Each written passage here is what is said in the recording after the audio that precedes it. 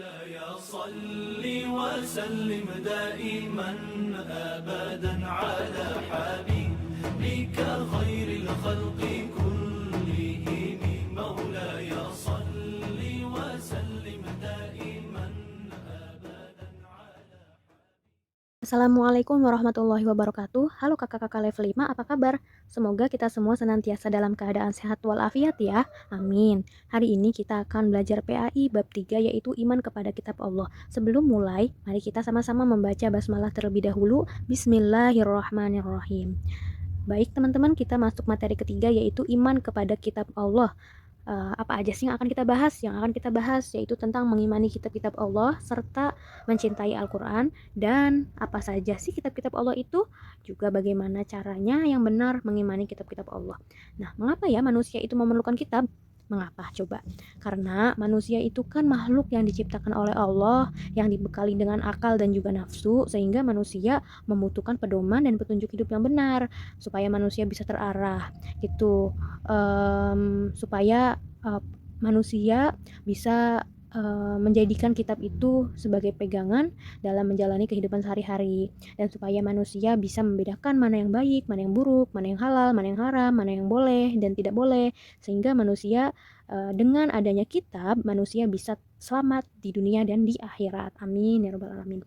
Nah, sama halnya dengan dalam berkendara, manusia yang hidupnya tanpa arah dan tujuan yang jelas bagaikan berkendara tanpa arah dan tujuan yang jelas, gitu teman-teman. Nah, kumpulan wahyu Allah yang diturunkan oleh Allah itu terbagi menjadi dua teman-teman, ada suhuf dan ada juga kitab. Kalau suhuf itu diturunkan kepada Nabi Ibrahim alaihissalam dan Nabi Musa alaihissalam dan yang nabi-nabi lain. Kemudian yang kitab itu ada 4, ada kitab Taurat, Zabur, Injil, dan Al-Quran. Nah, bentuknya seperti ini ya teman-teman ya. Kemudian kitab itu arti secara bahasa berasal dari bahasa Arab, kataba yaktubu kitabatan kitaban yang artinya tulisan, sedangkan secara istilah berarti tulisan wahyu Allah pada lembaran-lembaran yang terkumpul dalam satu bentuk buku. Sedangkan suhuf itu sepenggal kalimat yang ditulis dalam benda seperti kulit, kertas, papirus, dan media-media lainnya. Jadi persamaannya sama-sama wahyu Allah Subhanahu wa taala, dan perbedaannya isi kitab itu lebih lengkap Kak, lebih lengkap daripada isi suhuf. Dan kitab itu sudah dibukukan, sedangkan suhuf itu tidak dibukukan gitu. Kemudian iman kepada kitab Allah. Iman itu kan artinya percaya. Berarti iman kepada kitab Allah artinya mempercayai dan membenarkan bahwa Allah lah yang menurunkan kitab-kitab kepada para rasulnya yang berisi larangan, perintah, janji, dan ancaman.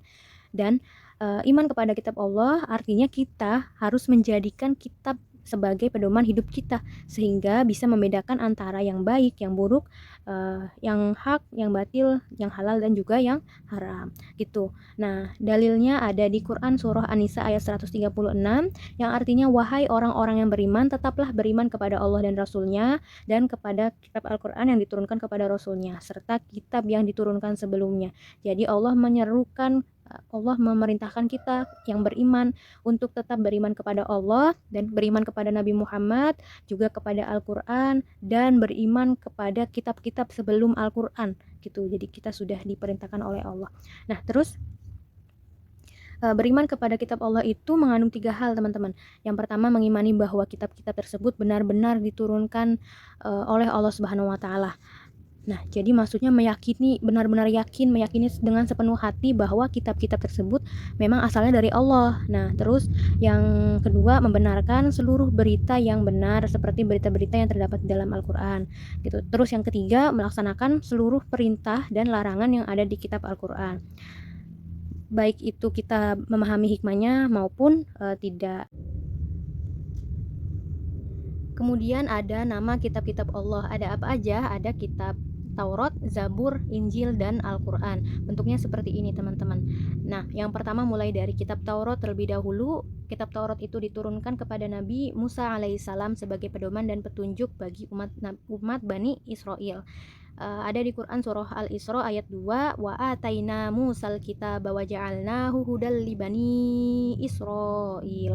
Dan kami berikan kepada Musa kitab Taurat dan kami jadikan kitab Taurat itu petunjuk bagi Bani Israel. Isi kitab Taurat itu apa aja sih Kak? Isinya menurut Prof. Dr. Hamka, mantan ketua MUI, itu Taurat memiliki 10 hukum. Jadi di dalamnya itu ada 10 hukum pokok, yaitu poin-poinnya ada di halaman 24, teman-teman bisa lihat ada mengakui keesaan Allah, larangan menyembah patung, dan lain-lain.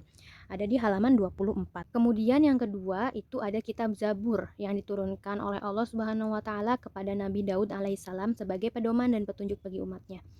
Wa ataina Dawud Zaburo, dan kami berikan kitab Zabur kepada Nabi Daud. Quran surah Al-Isra ayat 55. Kitab Zabur itu salah satu kitab dari kitab-kitab Allah yang diturunkan kepada Nabi Daud. Kitab Zabur itu berisikan ungkapan yang terdiri dari doa-doa, zikir-zikir, nasihat-nasihat, dan hikmah-hikmah.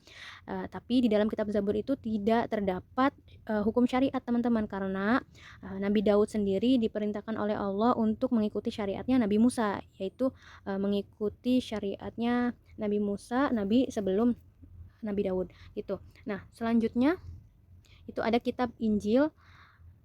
Kitab Injil itu diturunkan oleh Allah Subhanahu wa taala kepada Nabi Isa alaihissalam sebagai pedoman dan petunjuk bagi umat Bani Israel. Ada di Quran surah Al-Maidah ayat 46 yang artinya, dan kami teruskan jejak mereka dengan mengutus Isa putra Maryam membenarkan kitab yang sebelumnya yaitu Taurat, dan kami menurunkan Injil kepadanya. Di dalamnya terdapat petunjuk dan cahaya dan membenarkan kitab yang sebelumnya yaitu Taurat, dan sebagai petunjuk serta pengajaran untuk orang-orang yang bertakwa. Jadi kitab Injil ini penyempurna atau pelengkap dari kitab Taurat gitu. Selanjutnya ada kitab Al-Quran. Yang terakhir kitab Al-Quran, yaitu diturunkan oleh Allah Subhanahu wa taala kepada Nabi Muhammad SAW dan sebagai pedoman juga petunjuk bagi seluruh umat manusia. Jadi bukan hanya umat Nabi Muhammad aja yang di Arab, bukan, tapi seluruh umat manusia. Dalilnya ada di Quran surah Al-Furqan ayat 1. Tabarakalladzi nazzalal furqana ala abdihi liyakuna lil alamin nadhira. Maha suci Allah yang telah menurunkan Furqan atau Al-Quran kepada hambanya Nabi Muhammad SAW agar dia menjadi pemberi peringatan kepada seluruh alam, yaitu jin dan manusia. Selanjutnya ada nama-nama lain Al-Quran. Ada 6, teman-teman. Yang pertama ada Alkitab, artinya tulisan, Al-Furqan pembeda, Az-Zikru peringatan, Al-Huda petunjuk, Al-Mubin penjelas, Al-Kalam firman Allah. Nanti tolong dihafalkan ya teman-teman ya, nama-nama lain Al-Qur'annya. Nah, terus Al-Quran itu terdiri dari 114 surat, 30 juz, dan 6.666 ayat. Al-Quran itu diturunkan secara berangsur-angsur selama 22 tahun, 2 bulan, dan 22 hari. Al-Quran itu sebagai mukjizat Nabi Muhammad SAW, dan Al-Quran sebagai sumber dari segala sumber hukum Islam, sebagai obat dan sebagai petunjuk manusia menuju jalan yang lurus. Nah, tadi Al-Quran sebagai obat atau syifa itu ada dalilnya di Quran surah Al-Isra ayat 82 yang artinya, dan kami menurunkan dari Al-Quran, dan kami turunkan dari Al-Quran sesuatu yang menjadi penawar, ma huwa syifa'u wa rahmah, menjadi penawar dan rahmat bagi orang yang beriman. Sedangkan bagi orang yang zalim, Al-Quran itu hanya akan menambah kerugian. Dan kemudian Al-Quran sebagai petunjuk bagi manusia menuju jalan yang lurus itu ada di Quran surah An-Nahl ayat 89 yang artinya, dan kami turunkan kitab Al-Quran kepadamu untuk menjelaskan segala sesuatu sebagai petunjuk serta rahmat dan kabar gembira bagi orang-orang yang berserah diri atau orang muslim gitu, teman-teman. Jadi bagaimana sih cara mengimani kitab-kitab Allah yang benar itu? Yang pertama tadi, meyakini dengan sepenuh hati bahwa kitab-kitab yang tadi itu, kitab-kitab tersebut itu adalah asalnya dari Allah gitu. Kemudian kita sebagai umat muslim wajib untuk bisa membaca Al-Quran, mempelajari Al-Quran, dan mengamalkan isi Al-Quran.